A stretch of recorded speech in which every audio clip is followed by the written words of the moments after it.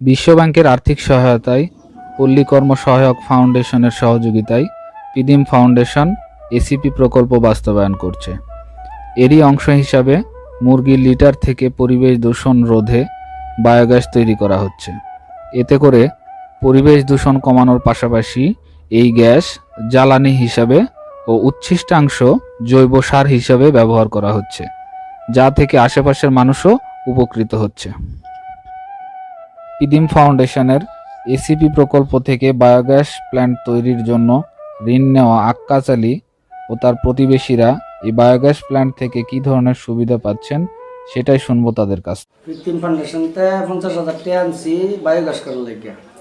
Biogas মোটামুটি বালাই চুলাও জ্বালাইতেছি, তারপরে সার উৎপাদন করতেছি। দুর্গন্ধ আগে আসেন, এটাও নাই, দুর্গন্ধ আনা বন্ধ হয়ে গেছে।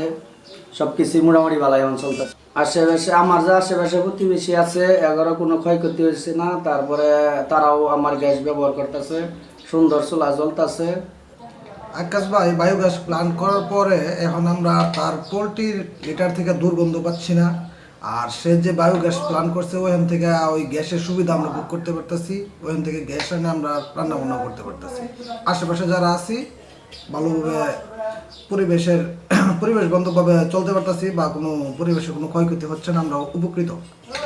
বায়োগ্যাস কইরা রান্না বাড়ি করতেছি, লিটার ওগুলো সইতাছে না, ই কইরা দুর্গন্ধ আইতাছে না, রান্না বাড়ি কাজের মধ্যে লাগাইতেছি, দুইটা চলা জ্বলতেছে।